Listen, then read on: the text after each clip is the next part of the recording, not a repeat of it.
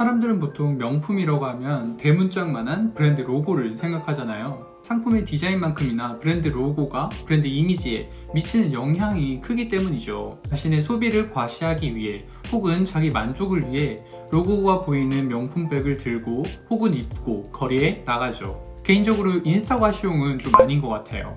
그런데 로고가 없는 제품 디자인으로 명품 대열에 올라선 브랜드가 있습니다. 자신들의 확실한 아이덴티티를 로고 말고 다른 것으로 보여주겠다는 말이죠. 다른 명품 브랜드보다 오랜 전통을 자랑하진 않지만 그들의 현재 위치는 오랜 전통을 가진 명품 브랜드와 비교해도 손색이 없습니다. 오늘의 주제는 명품계의 반항아, 보테가 베네타입니다.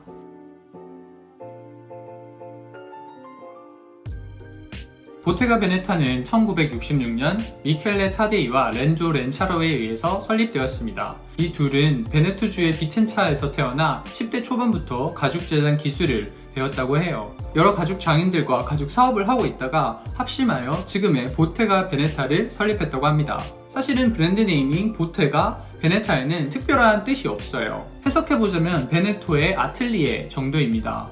베네토는 베네치아가 있는 베네토 주를 뜻하는 지명이고요. 아틀리에는 쉽게 공방, 작업실 정도로 생각하시면 돼요. 보통은 창립자 이름이나 브랜드가 추구하는 가치를 기준으로 브랜드 네이밍을 하잖아요. 이 시기에 창립한 럭셔리 브랜드들 역시도 대부분 창업주의 이름이었어요. 하지만 보테가 베네타는 그냥 서울 공방, 서울 작업실 정도로 해석할 수 있겠네요. 이런 포인트 때문에 보테가 베네타가 다른 명품 브랜드와도 좀 차별성을 가진다고 생각해요. 옛날부터 이탈리아 베네토 지방에는 손재주가 좋은 가죽공예 장인들이 많이 살고 있었어요. 그들은 그들의 이름이 브랜드가 되어 전 세계에 알려지는 것보다 베네토주의 장인 정신이 깃든 최상급의 가죽 제품들을 알리고 싶었던 것 아닐까요? 보테가 베네타라고 하면 제일 먼저 떠오르는 것은 아무래도 인트레치아토 기법입니다. 저도 처음 들었을 때 이게 뭐지? 했지만 사실은 별거 아니더라고요. 이탈리아 북부 비첸차 지역의 여러 가죽 공법 중에 하나예요. 쉽게 말하면 가죽을 꼬았다 입니다. 가죽을 끈 형태로 자르고 머리를 닦는 듯이 교차하는 기법이에요.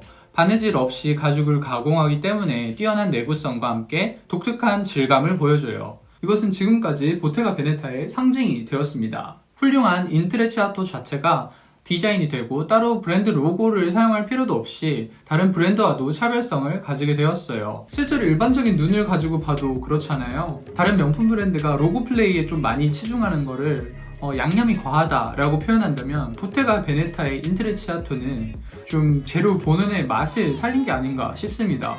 저는 명품 가방에는 관심이 하나도 없거든요. 근데 이런 가죽 패턴이 들어간 가방은 정말 예뻐서 사고 싶네요. 그리고 이런 컨셉을 담은 슬로건 When your initials are enough를 내세웁니다. 스스로의 가치가 충분하다면 명품 로고를 앞세우지 않아도 된다. 실제로 이 문구는 브랜드의 정체성을 지킬 수 있는 가장 중요한 포인트가 되었습니다. 특히나 인트레치아토 아이템들은 베네토 지방의 장인들이 하나하나 만드는 만큼 카피하기도 힘들었습니다. 그 덕분에 고유한 아이덴티티를 지켜낼 수 있었죠. 로고를 앞세우지 않는 디자인과 장인들의 정성이 들어간 제품은 과시보다는 은근한 품격을 원하는 패션 피플들의 선택을 받았어요.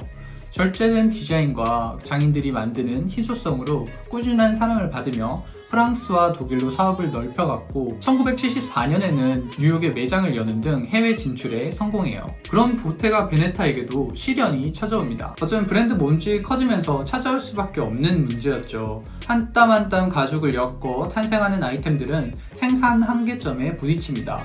더욱이 창업자 렌초 첸자로는 스페인 가죽 브랜드 로에베의 크리에이티브 디렉터로 브랜드를 떠나버렸고 남은 미켈레 역시 얼마 지나지 않아 떠나버립니다. 장인들의 수공예로 만들어지는 보테가 베네타의 특성상 생산량을 늘리는 데에 물리적인 한계가 있었어요. 지속적인 브랜드의 정체로 제품군을 늘리고 갑자기 로고를 찍어내는 등 창업 가치와는 상반되는 결정들을 내리기에 이릅니다. 지나친 화려함으로 이전의 이미지와는 정반대의 제품들을 내놓은 것이죠.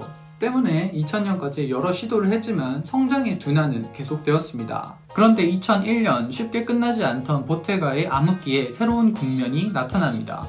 바로 구찌가 손을 내밀었거든요. 당시 구찌의 수석 디자이너였던 톰 포드는 보테가 베네타의 가능성을 높이 샀어요. 구찌 그룹이 보테가 베네타를 인수하는데 큰 역할을 하게 되죠. 이후 보테가 베네타는 2001년 6월 독일의 디자이너 토마스 마이어를 수석 디자이너로 역임하는데요. 이후에 이 결정은 브랜드 운영에 큰 도움이 되었습니다. 그는 브랜드를 살리기 위해서는 다시 초기에 광고 문구로 돌아가야 한다고 생각했어요. 그래서 창립 당시의 아이덴티티를 살려 로고를 과감히 삭제하고 보테가 베네타의 상징인 인트레치아토를 다시금 전면에 내세웠어요. 소재와 장인의 기술에 포커스를 맞추는 동시에 현대적인 디자인과 편리성을 더한 보테가 베네타에서의 첫 컬렉션을 준비했고, 그 결과 심플한 토드백, 바로 카바백을 탄생시킵니다. 장인 2명이 이틀을 꼬박 작업에 매진해서 만든 카바백은 완성도 있는 인트레치아토와 실용성을 모두 잡는 제품이었어요. 토마스 마이어라는 선택이 틀리지 않았음을 증명했어요. 토마스 마이어가 크리에이티브 디렉터로 있을 때 내놓은 제품 중에는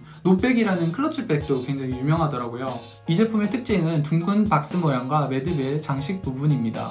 특히나 이 매듭 장식은 향수병 디자인으로도 활용해요. 전 요즘에 나오는 보테가 베네타의 디자인 중에는 이 카세트백이 진짜 예쁘더라고요. 인트레치아토를 크게 사용하면서도 기본을 잃지 않는 매력이 있는 것 같아요. 돈 있으면 무조건 이 카세트백 사가지고 그 베네토 지방의 장인 정신을 간접적으로 체험하고 싶네요.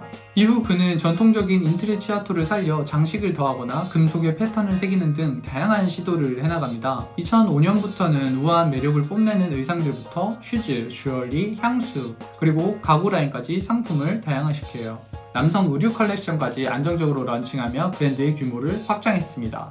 구찌 그룹이 인수할 당시 17개였던 매장은 5년 만에 140개로 늘어났죠. 2013년에는 비첸차 외곽 지역에 보테가 베네타의 새로운 아텔리에도 짓습니다. 작업 공간과 함께 브랜드의 역사를 한눈에 볼 수 있는 박물관, 그리고 가죽 장인을 양성하는 학교도 설립하죠. 2018년 브랜드를 다시 일으켜 세운 토마스 마이어가 떠나고 다니엘 리가 새로운 크리에이티브 디렉터로 입성했어요. 메종 마르젤라, 발렌시아가, 그리고 도나카란을 거친 경력이 있어요.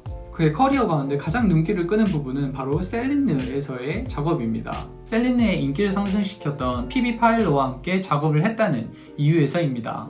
그는 클래식하면서도 재미있는 재해석들을 시도했는데요. 인트레치아토를 모티브로 부분 꼬임을 준 니트나 체인 목걸이들을 선보이며 브랜드의 중심을 무너뜨리지 않으면서도 다채로운 변화를 가져왔습니다. 전통을 살려낸 기법, 인트레치아토와 보테가 베네타는 앞으로도 함부로 흉내낼 수 없는 가치를 지켜나갈 것 같습니다. 제가 감동받았던 그들의 광고 문구처럼 스스로의 가치가 충분하다면 명품 로고를 앞세우지 않아도 된다. 저도 그렇게 스스로의 가치가 충분한 사람이 되고 싶네요. 그들이 보여주는 가치는 시대의 흐름에도 흔들리지 않을 듯이 보입니다. 제가 소개하는 보테가 베네타의 이야기는 여기까지입니다. 다음에는 더 재밌는 내용으로 찾아오도록 하겠습니다. 그럼 유바!